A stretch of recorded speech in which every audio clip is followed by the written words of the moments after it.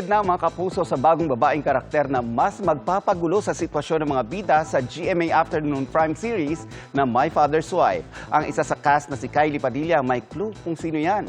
Makichika tayo kay Aubrey Carampel.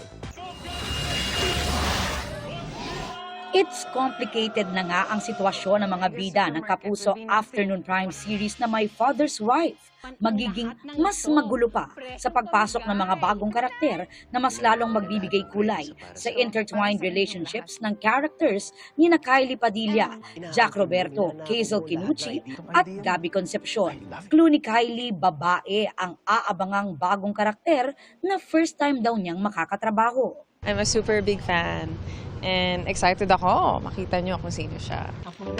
Bukod dyan, ipinakilala na rin ang mga karakter ni na Yul Servo at Sean Besagas na ama at kapatid ng karakter ni Jack na si Gerald. Matagal siya nawala tapos bumalik.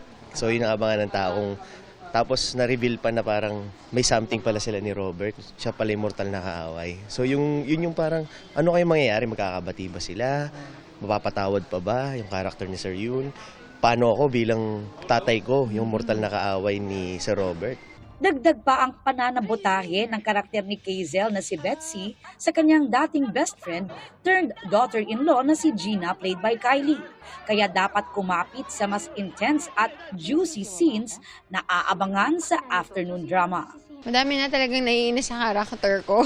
Pero okay lang kasi that's my role. Kailangan talagang manginis. Aubrey Carampel, updated to showbiz happenings.